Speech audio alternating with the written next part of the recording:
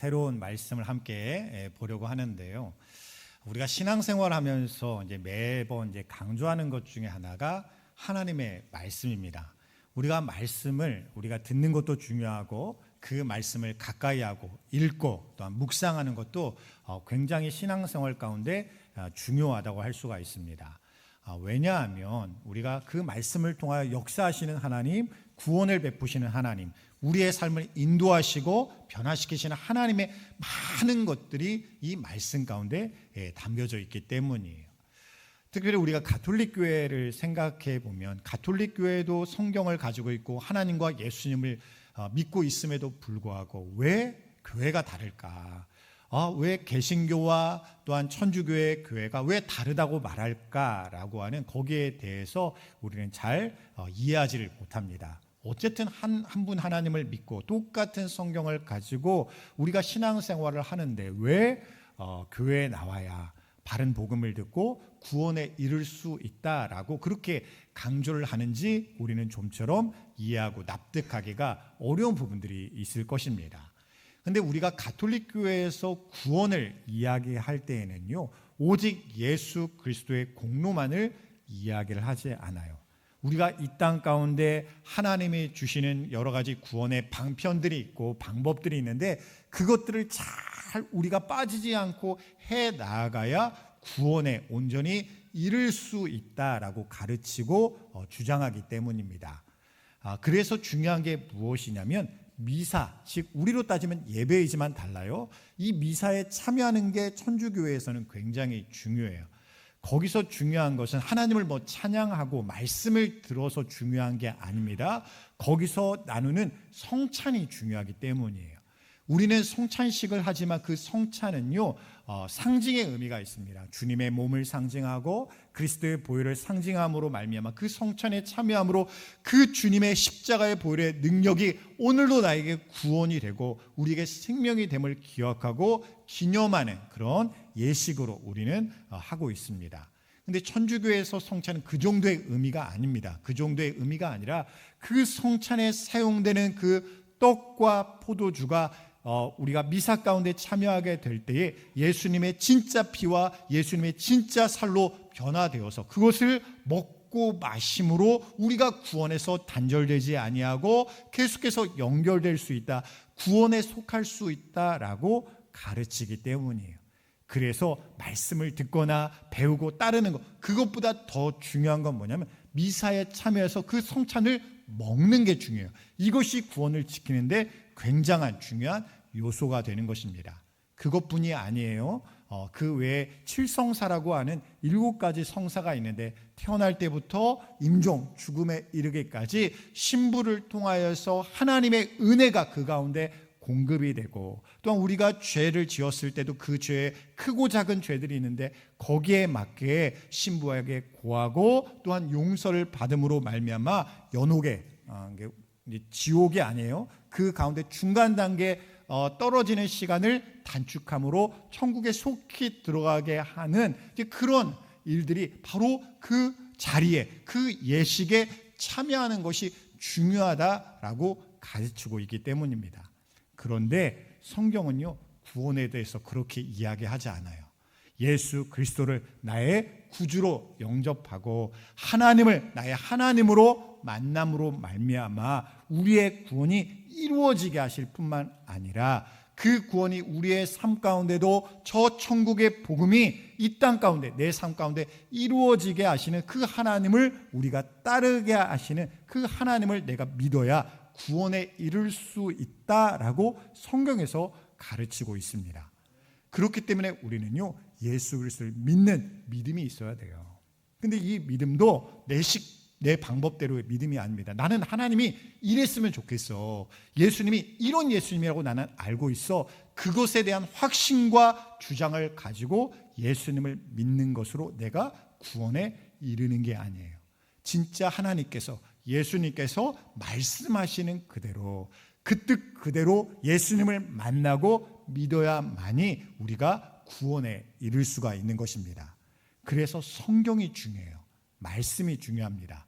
이 말씀을 내가 어떻게 듣고 깨닫고 그 말씀을 따라 살아가는 그런 삶이 내 안에 이루어지냐, 이루어지지 않느냐를 가지고 나는 구원받은 사람이구나, 나는 구원받지 못한 사람이구나 라는 것을 어느 정도는 알 수도 있는 그런 근거와 증거가 될 수도 있기 때문입니다.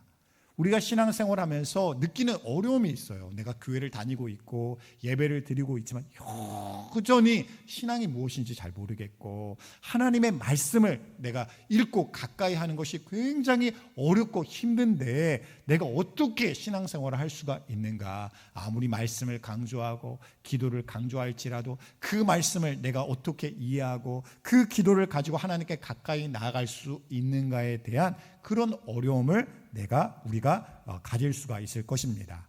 그래서 우리는요, 교회 안에서 하나님의 말씀을 내가 듣고 깨닫고 또한 가까이 가르치는 그런 자리가 굉장히 중요한 거예요. 그래서 교회는요, 예배의 자리에 강단이 굉장히 중요합니다. 이것은 단순히 예배의 순서 중에 하나가 아니에요. 하나님의 말씀을 말씀 그대로 내가 깨닫고 그 말씀을 따라 살게 하신 하나님의 뜻을 내가 기억하며 일주일의 삶을 하나님과 동행하며 살게 하시는 그 말씀을 내가 들어야 하기 때문입니다. 그럼 일주일에 한 번의 예배로서 내가 충분한가라고 생각해 보면 우리가 생각해 보세요. 이 강단의 시간이 아무리 길어봤자 30분 남짓의 시간입니다. 일주일의 삶을 살아가는 나는 30분의 그 시간의 내용들을 내가 온전히 소화하고 깨닫지 못하는 그런 가운데 있는데도 내가 하나님의 말씀대로 일주일의 삶을 능히 살 수 있다, 나는 충분히 살 수 있다라고 말할 수 있는 사람이 우리 가운데 누가 있겠어요? 그래서 우리는요, 일주일의 삶에도 하나님의 말씀을 가까이 하고 그 말씀을 통하여 나의 삶을 인도하실 뿐만 아니라 나를 은혜로 회복하시는 하나님의 그 은혜로 나아가는 그 과정과 시간이 우리 가운데 있어야 하는 것입니다. 그래서 지금 제가 생각하는 것은 계속해서 지금까지 때를 보고 있는 것 중에 하나는 무엇이냐면 우리가 교회에서 신앙생활할 때 어떻게 하나님의 말씀을 정말 처음부터 마지막에 이르기까지 우리가 하나님이 가르치시는 대로 좀 더 가깝게 하나님의 말씀을 일상에서 가까이 접하면서 그 말씀을 가지고 살아갈 수 있을까를 놓고 내년에는 특히 우리가 전교인을 대상으로 말씀으로 함께하는 그런 시간을 가지려고 합니다. 그것을 통하여서 우리의 신앙의 전환점을 하나님께서 맞이하게 하여 주셔서 지금까지도 하나님의 은혜와 생명 가운데 나를 인도하여 주셨지만 다른 차원의 신앙과 은혜 가운데 나를 인도하시고 부르시는 하나님께 함께 나아갈 수 있는 우리 모두가 될 수 있기를 원합니다. 오늘 본문도 룻기의 말씀을 보는데 룻기의 말씀, 어떤 말씀을 보아도 마찬가지예요. 어떤 한 절의 말씀을 통해서도 우리가 충분히 하나님의 은혜를 받을 수 있지만 우리가 온전히 하나님이 이끄시는 대로 그 말씀을 따라가기 위해서는요, 어떤 특정 한 부분만 가지고 내가 하나님의 말씀을 볼 수가 없습니다. 그래서 룻기 처음 시작할 때도 마찬가지입니다. 룻기는요, 어디에 위치되어 있냐면 사사기와 사무엘 상하라는 그런 성경 사이에 위치하고 있습니다. 그 사이에 위치한 이유가 있어요. 그 모든 성경의 흐름 가운데 이 룻기를 보도록 하나님께서 말씀하시고 있기 때문입니다. 특별히 제가 중고등부 오늘 설교를 하였는데 중고등부 설교의 본문이 어떤 본문이냐면 마태복음 1장 1절부터 17장 내용이었어요. 그 내용이 뭐냐면 어떤 내용일까요? 예수님의 족보의 내용이에요. 즉 아브라함부터 시작하여서 예수님에 이르기까지의 그 내용들을 인물들을 통해서 이렇게 이어져 내려왔다. 하나님의 은혜의 역사하심이 끊어지지 않고 여기까지 연결된 것이 바로 예수님이다라는 예수님의 족보에 대한 내용을 보았습니다. 그 족보를 마태복음 첫 번째 집어넣은 의도와 목적이 있어요. 그것이 무엇이냐면 구약에 말씀하셨던 그 하나님의 말씀이 시작의 내용과 이렇게 예수님을 통하여서 이렇게 연결된다라는 것을 증거하기 위함입니다. 그래서 우리는 하나님의 말씀을 어떤 일부의 말씀으로 받는 것이 아니라 그 전체의 말씀으로 하나님의 말씀을 받을 수 있어야 되는 거예요. 오늘 본문도 마찬가지입니다. 1절 말씀을 보면요, 이렇게 시작하고 있어요. 우리가 1절 말씀 우리가 함께 읽도록 하겠습니다. 사사들이 치리하던 때에 그 땅에 흉년이 드니라. 유다 베들레헴의 한 사람이 그의 아내와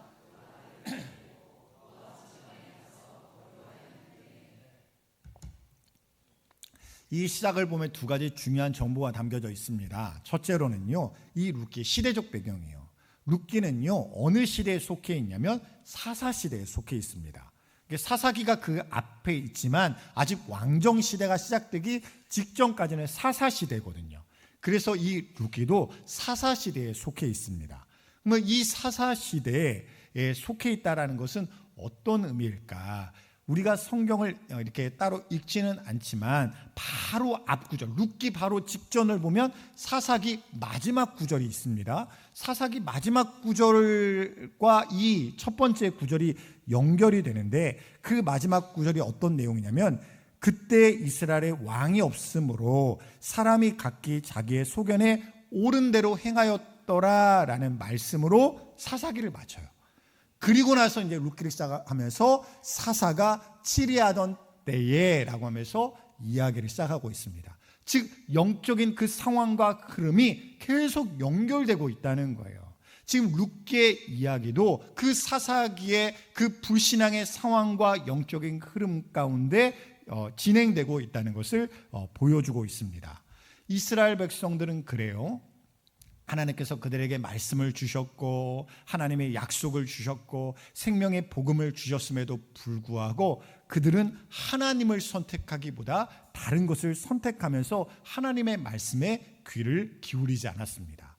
그러다 보니까 그들의 신앙이 어떤 신앙이 되냐면, 하나님을 나의 왕으로, 하나님을 나의 통치자로, 나를 다스리시는 분으로 여기는 것이 아니라 다른 것이, 또한 내 주장이, 내 생각이 내 인생을 결정하고 다스리는 것처럼, 내 인생은 나의 것이야 라고 주장하는 것처럼 그렇게 변질된 모습이 되었습니다. 이제 그런 영적인 흐름이 이 가운데 있었어요. 그런 가운데 이 영적인 암흑의 결과가 어떤 식으로 드러나게 하셨냐면, 흉년이라는 어떤 현상과 증거로 나타나게 하셨습니다. 여기에서 좀 역설적인 게 있어요. 이때 이제 흉년이 든 장소가 어디라고 이야기하면 유다 베들레헴이다라고 이야기를 하십니다. 근데 이 베들레헴이라는 지역에 의미가 있습니다. 그 단어의 뜻이 있어요. 어떤 뜻이냐면 떡집, 빵집이라는 의미가 있어요. 우리로 따지면 뭐라고 할까요? 방앗간 혹은 쌀집이라는 의미가 될 수 있을 것 같아요. 근데 그만큼 이렇게 양식이나 또한 수확물로 그래도 부족하지 않고 풍족한 지역이라는 의미가 이 이름 가운데 담겨져 있습니다. 그런데 그 떡집, 빵집이라는 베들레헴 가운데 흉년이 들게 하신 거예요. 이제는 떡도 빵도 없게 된 그런 지경에 이르게 하신 것입니다. 이렇게 되게 하신 것은요, 단순히 먹을 것이 없어라는 경제적인 궁핍에 대해서만 말씀하시려는 것이 아니라 그들의 영의 상태가 그렇다는 거예요. 그들의 삶과 신앙의 모습이 그러하다는 것입니다. 영적인 기근이 들어서 그들의 말씀이, 하나님의 말씀이, 하나님의 은혜와 진리가 그 가운데 충만하게 있어야 될 이스라엘 백성들인데, 그 백성들이 하나님의 말씀을 잃어버리게 되고 영적인 기근의 상태가 되었노라라고 하나님께서 말씀하고 계시는 거예요. 이런 시대적 배경 가운데 한 가정이 있었습니다. 그 가정은 엘리멜렉의 가정인데요, 이 엘리멜렉의 이름의 뜻을 보면 나의 하나님은 왕이시다라는 이름의 뜻입니다. 이것이 굉장히 아이러니해요. 왜냐하면 사사기의 이스라엘 백성들이 잃어버린 신앙이 바로 엘리멜렉의 신앙이에요. 나의 하나님이 나의 왕이시다. 나의 진정한 왕은, 나의 진정한 통치자는 하나님이시다라는 그 신앙을 잃어버렸기 때문입니다. 그래서 사사기의 마지막 결론이 아까 뭐라고 했어요? 이 땅에 뭐가 없으므로? 왕이 없으므로. 이 왕이라는 것은 인간적인 왕이 아니에요. 하나님이 그들의 왕이 되셨음에도 불구하고 그들은 인정하지 않는 것입니다. 우리에게는 왕이 없어요. 우리에게는 우리를 도울 왕이 없고 우리를 인도할 왕이 없어요 라고 그들이 끊임없이 하나님에게 이야기를 하고 있는 거예요. 그래서 이 신앙의 고백이 담긴 엘리멜렉의 가정을 하나님께서 조명하고 계시는 거예요. 너희가 지켜야 할 신앙이 바로 엘리멜렉의 신앙인데, 너희들이 잃어버리지 말아야 할 신앙이 엘리멜렉의 신앙인데 너희들이 이 신앙을 잃어버렸다라고 하면서 이 가정을 조명하고 계시는 것입니다. 물론 엘리멜렉은 그 이름과 같은 신앙을 가졌을지 몰라요. 그러나 그가 어떻습니까? 흉년을 만나고 기근을 만나니까 그 신앙을 지키지를 못하는 거예요. 하나님은 나의 인도자십니다. 나를 지키시는 분은 여전히 하나님이십니다. 라는 신앙을 지키지 못하는 것입니다. 결국 이 엘리멜렉은 기근 앞에서 어디를 선택하게 되냐면 모압이라는 땅을 새롭게 선택하게 돼요. 근데 이 모압이라는 땅을 생각해 보면 그렇습니다. 이 모압의 시작 지점에는 그러한 사건이 있었습니다. 아브라함의 조카 롯이 소돔과 고모라가 멸망할 때 그곳에서 이제 도망하였을 때 이제 그 딸들과 이제 도망을 하게 되었는데, 도망하는 중에 이제 동굴에 들어가게 되었을 때에 그 딸들이 근친상간을 함으로 통해서 낳은 자손 중에 하나가 바로 모압입니다. 그 족속이 세운 족속이 모압 족속이에요. 그래서 신명기의 말씀에서도 어떤 말씀이 있냐면 모압 사람은 열대까지라도 여호와의 총회에 들어오지 못할 것이다 라고 말씀을 하셨습니다. 이제 그런 대상이 바로 모압 족속이에요. 실제로 그 당시에도 그모스라는 우상을 섬기고 있었습니다. 그리고 이스라엘 향해서도 어떤 행동을 했었냐면 이스라엘을 발람이라는 거짓 선지자를 통해서 저주하려 하였고, 또한 모압 여인들을 통해서 이스라엘 백성들을 죄악의 수원으로 빠뜨리려 했던 그런 족속도 바로 모압 족속이에요. 그런 스토리가 있는 땅이 바로 모압 땅입니다. 그런데 엘리멜렉이 이 기근 가운데, 어려움과 고난 가운데 주변을 돌아보니까 어디가 살 길로 보이냐면 모압이 살 길로 보이는 거예요. 저곳을 가야 내가 살 수 있다. 저곳을 가야 내 가족을 먹여 살릴 수 있다. 지킬 수 있다라는 생각이 엘리멜렉 가운데 들어오게 된 것입니다. 물론 엘리멜렉의 상황 가운데는 그게 합리적인 선택으로 보였을 수도 있어요. 그래서 그것이 현실적이라고 생각하여서 그런 판단을 내렸을 수도 있습니다. 그런데 어때요? 그것이 잘못된 선택이죠. 물론 우리는요, 무조건적으로 그를 비난할 수는 없습니다. 우리도 그래요. 우리도 어려운 상황들을 만나고 긴급한 문제를 만나게 되면 하나님보다 다른 것을 먼저 찾을 수가 있잖아요. 하나님을 믿고 의지하기보다는요, 다른 방법을 더 절실하게 찾음으로 내가 이것이 아니면 죽겠습니다. 내가 이것이 아니면 행복할 수가 없습니다. 내가 이것이 아니면 잘못됩니다. 라고 생각하는 하나님보다 더 중요하고 더 신뢰하고 의지하는 무언가가 있을 수가 있잖아요. 이게 엘리멜렉만의 문제가 아니라는 것입니다.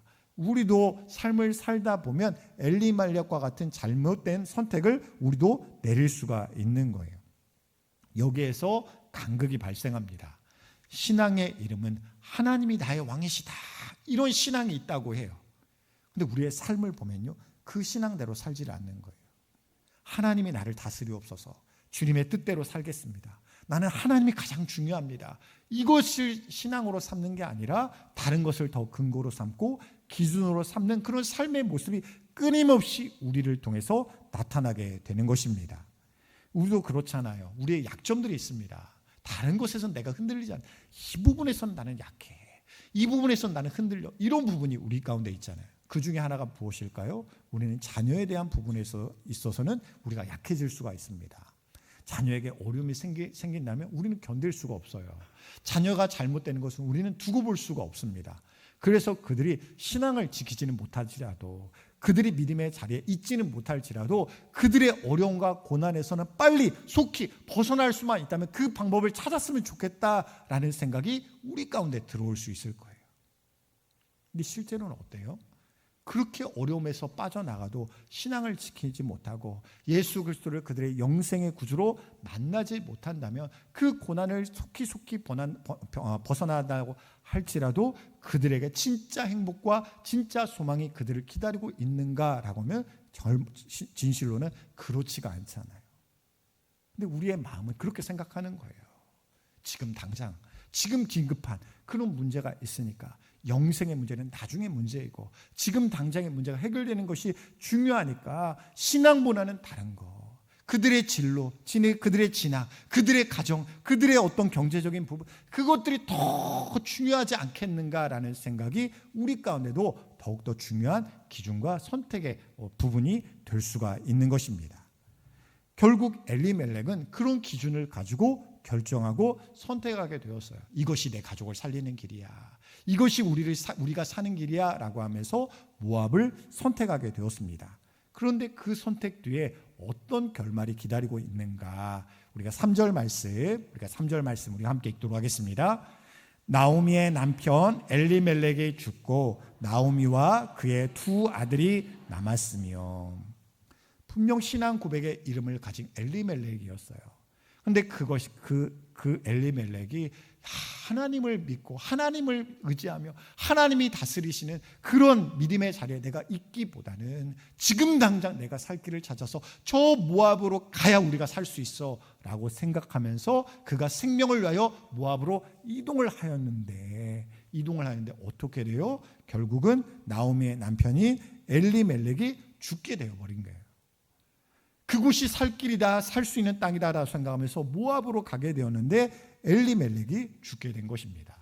이 엘리멜렉의 죽음에 대해서는 더 자세하게 기록하지 않아요. 이러이러해서 이렇게 되어서 막 이렇게 죽었다라는 내용도 전혀 등장하지 않습니다. 그냥 그런 모압으로 갔다가 엘리멜렉이 죽게 되었다, 이 말로 다 끝나게 돼요. 그런데 어떻습니까? 여기에서 그 가정의 비극이 끝나질 않게 되죠. 아마도 나오미는 그래도 여기에서 힘을 내어 소망을 붙들고 나아가려 했을지 몰라요. 누구를 보면서? 두 아들을 보면서. 그래도 두 아들이 있으니 이 두 아들을 바라보며 두 아들을 지키며 내가 힘내어 살아가야지라고 나오미가 생각했을지 모릅니다. 그러면서 실제로 그 두 아들이 그 모압 땅에서 어때요? 배우자를 만나서 그 거기서 가정을 이루게 되죠. 그렇게 하면서 지난 시간이 10년이라는 기간입니다. 이렇게 살면서 그래도 다시 힘을 내었을지 몰라요. 그래도 여기서 다시 한번 힘을 내어 살아보자라고 나오미가 생각했을지 모릅니다. 그런데 어떻습니까? 여기서 비극이 끝나지 않죠. 5절 말씀입니다. 우리가 5절 말씀 함께 읽도록 하겠습니다. 말론과 기럨 두 사람이 다 죽고 그 여인은 두 아들과 남편의 뒤에 남았더라. 본래 나오미의 이름은 기쁨이라는 이름입니다. 아마도 이 나오미를 낳으면서 이 여인이 앞으로 이 기쁨을 누리며 살기를 바라는 부모의 마음으로 기쁨이라는 이름을 지어줬을 거예요. 그런데 이 기쁨이라는 나오미에게 남은 것은 남편도 잃어버리고 두 아들도 잃어버린 좌절과 절망만 그녀의 인생 가운데 남게 되었습니다.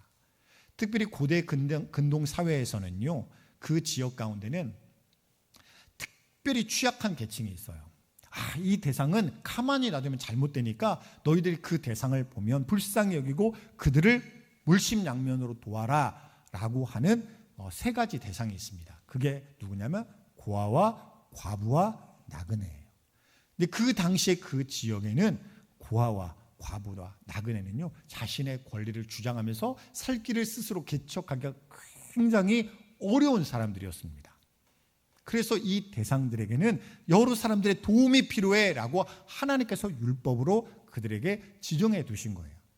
근데 나오미가 어떻게 되었습니까? 나오미는 남편과 두 아들을 잃어버린 사람이 되었어요.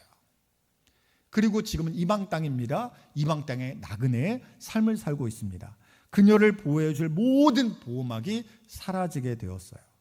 그녀는 살기 위해서 언약의 땅 이스라엘 베들레헴 땅을 떠나게 되었지만 오직 죽음만이 그녀의 인생을 엄습하게 된 것입니다. 자신은 그래도 좀 충만하게 채워보려고 모압 땅에 왔는데 오히려 더 큰 결핍과 상실이 그녀의 인생을 찾아오게 된 거예요. 저는 이 나오미의 어떤 이미지를 생각하면서 어떤 이미지를 떠올려냐면 두 손을 떠올렸습니다. 이 두 손 가운데 아무것도 남지 않은 이 빈손을 떠올리게 되었어요. 우리의 인생 가운데도 그런 상황이 찾아올 수가 있습니다. 나는 뭔가 움켜쥐려고 했는데, 무언가를 붙들고 지키려고 했는데, 정말 내가 나중에 시간이 지나 보니까 나에겐 빈손밖에 남아있지 않은 것 같은 그런 상황을 맞이한 우리의 모습이 분명히 있을 것입니다. 그럴 때 우리는 무엇을 먼저 떠올릴 수 있냐면, 내가 예전에 이런 선택을 안 내렸더라면, 이런 잘못을 저지르지 않았다면, 이런 실수와 실패를 겪지 않았더라면 지금 이 상태가 아닐 텐데, 이런 어려움을 겪지 않을 텐데 라는 생각을 먼저 떠올릴 수가 있을 거예요. 오늘 본문의 1절과 5절까지의 말씀만 보면 그런 것들을 우리도 그렇게 생각할 수 있습니다. 그렇구나, 엘리멜렉이 그 가정에 이렇게 하나님을 떠나 잘못된 선택을 내려서 이런 징계와 저주를 받아 이렇게 망하게 되었구나, 이렇게 고난과 이런 어려움을 처하게 되었구나, 우리는 이러지 말아야지 라는 생각으로 이 말씀을 마칠 수가 있습니다. 근데 이 룻기는요, 그것이 주된 메시지가 아니에요. 이 나중에 펼쳐지는 많은 내용들을 보면 너희는 이런 잘못들도 하고 이런 실패를 겪고 하나님이 주신 그 은혜조차도 지키지 못하는 그런 삶의 선택을 내렸지만 어때요? 하나님은 그 인생을 붙드시고 구원하시길 포기하지 않으시고 멈추질 아니하신다는 거예요. 그래서 오늘 본문을 1절에서 5절로 마치지 않고 6절까지 읽게 된 것입니다. 우리가 6절 말씀을 읽기를 원하는데요, 우리가 6절 말씀 우리가 함께 읽도록 하겠습니다. 그 여인이 모압 지방에서 여호와께서 자기 백성을 돌보시사 그들에게 양식을 주셨다함을 듣고 이에 두 며느리와 함께 일어나 모압 지방에서 돌아오려 하여. 이 한 절의 말씀이요, 룻기 전체의 전환점이 됩니다. 그 전까지는 이야기가 어둠으로 끝날 것 같았어요. 절망과 낙심으로 끝날 것 같았습니다. 그런데 6절을 통하여서 룻기의 흐름이 달라지고 나오미의 인생이 바뀌게 하셨어요. 이것이 바로 하나님의 은혜입니다. 나오미에게 들려진 소식은 어떤 소식입니까? 여호와께서 자기 백성을 돌보셨다라는 소식을 들었어요. 여기서 돌보시다라는 단어는 단순히 그들에게 양식을 주셨다라는 그런 이야기가 아닙니다. 이 돌보시다라는 단어를 보면, 원어적인 의미를 보면 방문하다, 찾아오다라는 의미를 가지고 있습니다. 그런데 단순히 찾아온 게 아니에요. 하나님께서 그래, 내가 너를 찾아왔다, 이 정도에서 끝나는 찾아옴의 의미가 아닙니다. 여기서 어떤 의미가 포함되어 있냐면 개입하시다, 간섭하시다라는 의미가 이 가운데 포함이 되어 있어요. 나오미는요, 이렇게 저렇게 살아보려고 열심히 노력하고 애를 썼습니다. 근데 그 결말이 좋지가 않은 거예요. 그 선택이 잘못된 선택이 되어버린 것입니다. 그때 하나님께서 말씀하시기를 내가 너를 찾아오므로, 내가 너의 삶으로 간섭하고 개입함으로 너의 삶이 지금 바뀔 수 있다라고 그에게 말씀하시는 거예요. 우리도 마찬가지입니다. 어떤 믿음이 있어야 되냐면, 하나님은 나를 그냥 지켜보시기만 하는 하나님이 아니에요. 하나님은 저기 계시지, 그래 하나님은 이런 하나님이시지, 하나님의 은혜가 이런 것이지, 이런 것들로 머물라는 게 아니에요. 어떤 믿음이 있어야 하냐면, 이 성경에서 약속하신 하나님, 이 성경에서 말씀하신 하나님이 어때요? 우리의 삶에 찾아오시고 개입하심을 우리가 믿으라라고 말씀하시는 것입니다. 사랑하는 성도 여러분, 하나님은요, 적극적으로 능동적으로 우리의 삶에 개입하시는 하나님이심을 믿으시기 바랍니다.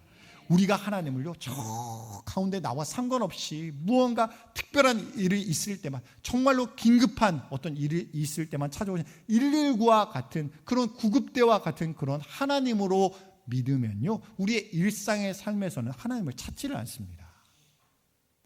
내가 견디다 내가 열심히 노력하다 안 되는 그런 일이 있을 때만 찾는 분을 하나님으로 생각하기 때문이에요. 근데 하나님은 어때요? 그런 하나님이라고 말씀하시는 게 아니에요.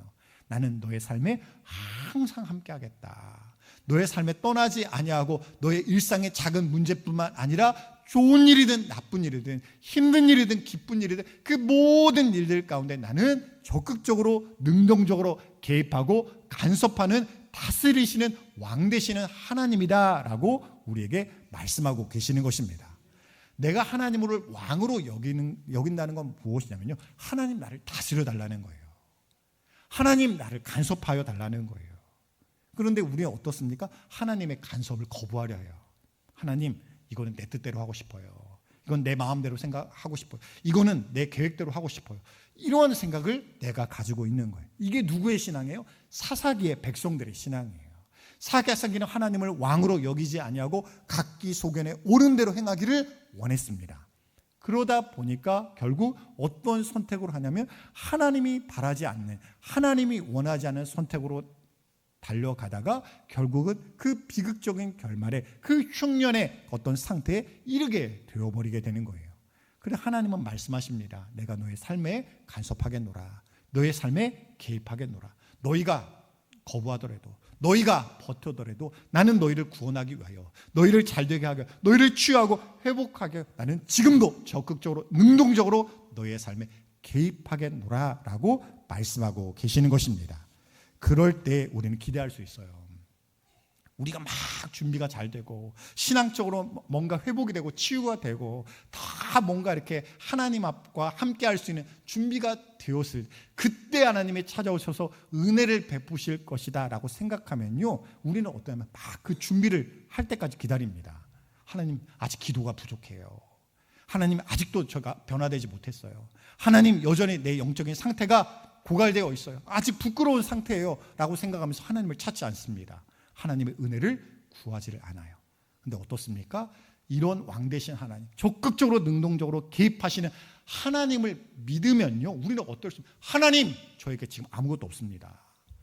저 준비되지 않았어요. 지금도 엉망이에요. 하나님, 지금 내가 신앙으로 하나님을 찾고 구하고 싶지만 정말 기도 한 자락도 나오지 않습니다. 아직도 저는 하나님을 잘 모르겠어요. 하나님을 어떤 분이신지도 잘 모르겠고 내가 어떻게 믿음으로 살아야 될지 아직도 모르겠어요. 그러나 하나님은 그런 나일지라도 나를 사랑하시고 구원하시는 하나님이라고 말씀하셨잖아요. 내가 지금 아직 아무것도 아니지만, 여전히 갈 길이 멀지만, 지금 이 제로의 상태, 마이너스의 상태가 있을지라도 하나님은 나에게 은혜 베푸시는 아버지 하나님이라고 말씀하셨잖아요.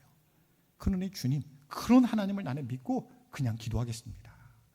뭘 말해야 할지 모르겠지만, 무엇을 기도할지 모르겠지만, 내 기도가 맞는지, 내 믿음이 맞는지 아직 모르겠지만 하나님이 은혜 베푸실 것을 믿고 나를 살리실 것을 믿고 나는 오늘도 하나님께 나가겠습니다.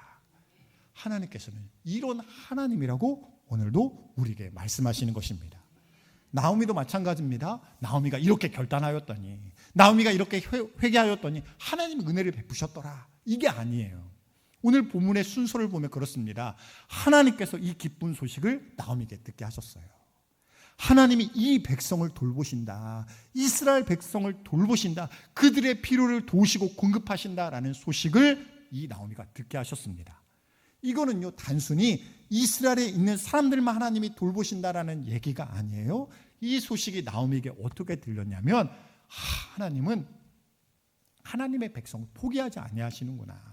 내가 지금 이렇게 하나님을 떠나고 모압 땅에 소망이 있는 줄 알고 이렇게 찾아왔지만 하나님은 이런 나라도 돌보시는 하나님이시구나. 이런 소식을 나오미가 듣게 된 거예요. 그래서 나오미가 어떤 결단을 하였을까요? 이제는 모압 땅에 이제는 머물 이유가 사라진 거예요. 이제는 더 이상 여기 땅에 내가 살기 위하여 내가 이곳 가운데 머무르는 것이 아니라 나도 돌아가리라.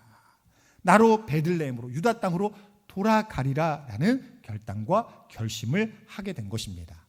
물론 이것은 육신적으로는 먹을 양식이 있는, 이제는 풍족한 양식이 있는 이스라엘 땅으로 돌아가겠다라는 결심일 수가 있습니다. 근데 더 근본적이고 본질적으로는 무엇을 결단했냐면, 영적인 기근의 상태에 있는 나이지만 이제는 나를 돌보신 하나님께로 내가 돌이키리라, 하나님의 은혜의 자리로 돌아가리라 라고 나오미가 이야기를 하고 있는 거예요. 그래서 기독교는요, 율법의 종교가 아니에요. 행위의 종교가 아닙니다. 너희가 이렇게 하면, 이런 자격을 갖추면, 이런 자격 안에 들어오면 너희는 하나님의 백성이 될 수가 있어, 너희는 하나님의 은혜를 받을 수가 있어 라고 말씀하시는 게 아니에요. 항상 무엇이 먼저냐면 은혜가 먼저입니다. 하나님이 너희를 사랑하심으로, 너에게 은혜 베푸심으로 너희는 예수 그리스도를 인격적으로 만나고 믿게 되었어. 그리고 구원에 이르게 되었고 그 생명 가운데 너희는 이 땅 가운데 하나님과 동행하며 살 수 있게 되었어 라고 말씀하시는 거예요. 우리는요 지금도 하나님을 전적으로 의지해야 됩니다. 하나님, 지금도 나는 하나님을 믿고 의지할 수밖에 없습니다. 하나님을 더 알길 원합니다. 그 은혜 끝자락에 나아가길 원합니다. 지금 변두리에 있는 것 같아서 내가 갈팡질팡하며 지금도 갈등을 겪고 지금도 내가 신앙의 자리를 온전히 지키지 못하며 어떨 때는 좋은 것 같고 어떨 때는 나쁜 것 같고 계속해서 이런 상황 가운데 내가 머무르고 있지만 하나님께서 나를 은혜의 자녀라고 불러주셨잖아요. 생명의 자녀라고 불러주셨잖아요. 그러니 주님께서 나를 적극적으로 붙들어 주셔서 이제는 저 사망 권세에 붙드는 삶을 살아가지 아니하고 이제는 오직 하나님의 은혜와 생명과 능력에만 붙들리는 삶을 살아갈 수 있게 하여 달라고 여러분이 간구하고 기도하시기 바랍니다. 우리의 기도에 능력이 있는 것은요, 그 기도를 하나님께서 들으시기 때문이에요. 그 기도를 듣고 하나님이 나에게 응답하시기 때문입니다. 나오미는요 언제든지 돌이킬 수 있었어요. 내가 이래서 못 돌아가, 이런 상황이니까 못 돌아가, 이런 이유가 우리에겐 크게 보일 수가 있지만 하나님 앞에서는 이게 하나도 이유가 되지 않는 거예요.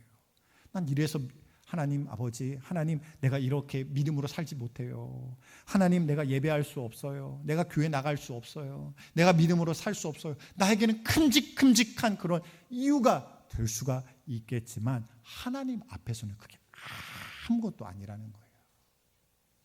그래서 우리는요 하나님보다 다른 것을 크게 여겨서는 안 됩니다. 하나님, 아무리 하나님은 은혜의 하나님이고 생명의 하나님이고 구원의 하나님, 나는 이게 더 중요해요. 이게 더 큰 이유예요. 이게 해결되지 않으면 하나님, 나는 신앙생활 할 수 없어요. 은혜로 나아갈 수 없어요. 난 변화될 수 없어요. 라고 붙드는 것이 결단코 믿음이 아니라는 것입니다. 사랑하는 성도 여러분, 하나님께서는요 이스라엘 떠난 이 엘리멜렉과 또한 두 아들, 또한 나오미의 가정을 결국은 은혜를 베푸셔서 돌이키게 하셨음을 믿으시기 바랍니다. 하나님께서는요 우리의 여러 한계와 실패에도 불구하고 우리의 불완전한 모습에도 불구하고 결국에는 모든 것을 합력하여 선을 이루시는 하나님이심을 믿으시기 바랍니다. 여기에서 선을 이룬다는 것은요 내가 원하는 게 이루어지는 게 선이 아니에요. 이건 나의 선이에요. 여기서 말씀하시는 선은요 하나님의 뜻입니다. 하나님의 뜻이 이루어질 줄 믿습니다. 지금 나는 이렇게 하고 저렇게 살았지만 하나님 아버지, 내가 이렇게 저렇게 하였던 것과 상관없이 결국에는 그 모든 나의 실패와 연약함에도 불구하고 나의 잘못에도 불구하고 모든 것을 주님께서 가장 좋은 것으로 사용하셔서 하나님의 뜻을 내 삶 가운데 이루실 줄 믿습니다. 이 믿음을 우리에게 주셨음을 믿으시기 바랍니다. 사랑하는 성도 여러분, 우리도 두 손을 하나님께 드릴 때 나오미와 같은 빈손이 될 수 있습니다. 마치 나오미가 기쁨의 이름을 받았지만 나는 기쁨의 이름에 걸맞는 사람이 아니라 나는 쓴 이름과 같은 마라와 같은 인생이야 라고 말하는 그 괴로움 가운데 있을 수도 있겠지만, 그런 절망과 낙심이 우리를 주저앉힐 수도 있겠지만, 그런 나오미를 결국은 회복과 치유와 은혜의 자리로, 소망의 자리로 이끌어 가셨던 것처럼 우리의 인생도 그렇게 만들어 주실 것을 믿고 나가는 우리 모두가 될 수 있기를 원합니다. 그래서 우리의 믿음대로 될 것을 하나님 앞에 확신하며 우리의 영생과 구원뿐만 아니라 이 땅에 남아있는 모든 삶까지도 하나님의 충만한 은혜와 능력과 응답으로 채우실 것을 믿고 나가는 우리 모두가 될 수 있기를 주님의 이름으로 간절히 축원드립니다.